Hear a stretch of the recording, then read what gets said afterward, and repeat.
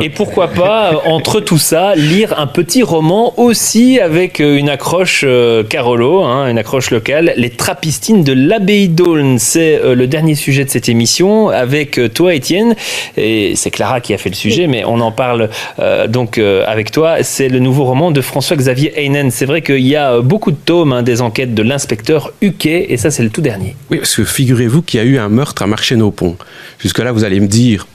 Oh non, non. Mais non, c'est un polar, évidemment. C'est le 11e tome des aventures de ce commissaire. Et ça se passe aux alentours de l'abbaye d'Aulne. Ouais. Une histoire de vol de recettes de bière par des trappistines. Ça s'appelle Les Trappistines de l'abbaye d'Aulne. C'est un roman signé François-Xavier Heinen que vous, Clara, avec Romain, vous avez rencontré. Je vous propose de découvrir le reportage. C'est parti. Bonjour, je m'appelle François-Xavier Heinen et je suis l'auteur de Les Trappistines de l'abbaye d'Aulne, la 11e aventure de l'inspecteur Huquet. Alors voilà, c'est une enquête policière qui se déroule dans toute l'Entre-Sambre-et-Meuse et une partie se déroule dans la région de Charleroi et plus spécialement à l'abbaye d'Aulne.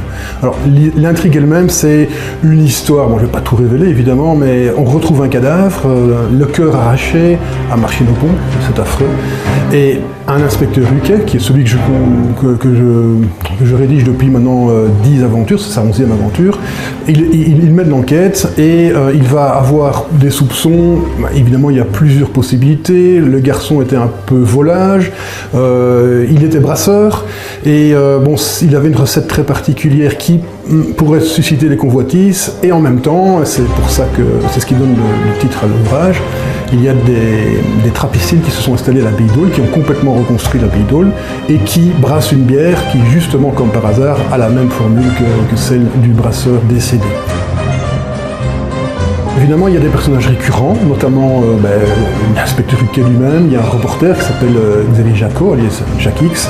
Il y a des personnages aussi secondaires, mais qui ont pris petit à petit d'importance dans les histoires, notamment Woods, qui, malheureusement, cette fois-ci, va décéder au cours de l'enquête. Il représente en partie un personnage une personne que j'ai beaucoup appréciée et qui est décédée récemment, donc c'était un hommage plus qu'un clin d'œil. Les cartes derrière moi, vous pouvez les voir, ce sont des cartes qui m'aident effectivement pour la rédaction et surtout pour voir comment les personnages vont d'un endroit à l'autre, ce qu'ils traversent. C'est compliqué de savoir comment on écrit, je trouve.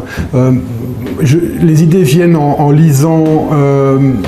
en regardant la télévision, en lisant la presse, mais moi, mes idées ne me viennent pas en lisant d'autres auteurs. Donc j'ai besoin d'être en contact avec les réalités. Je pense que les enquêtes sont construites pour des gens qui aiment la région ou qui veulent la découvrir.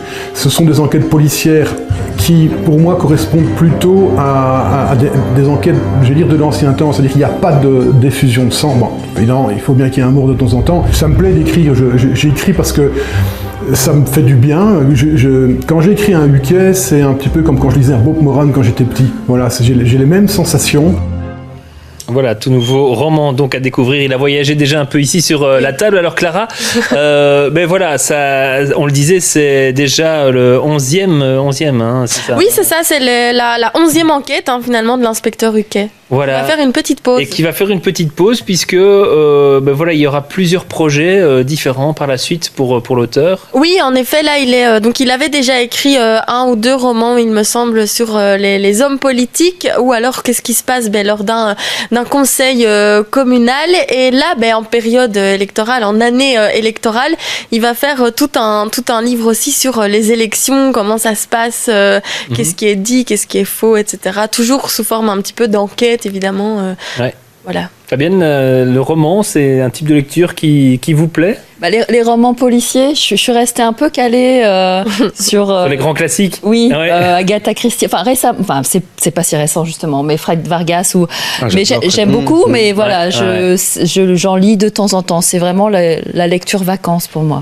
Voilà, lecture prenante, divertissante. Voilà, en tout cas, si des livres comme ça, on aime bien les terminer, et donc forcément avec le boulot, etc. Parfois c'est compliqué de. Et ici, ça met l'histoire, et c'est pour ça que je pense à Fred. Oui, voilà, vous découvrez en même temps les infos pratiques. Donc les Trappistines de l'abbaye d'Aulne, c'est François-Xavier Heinen et c'est aux éditions écrifix.be.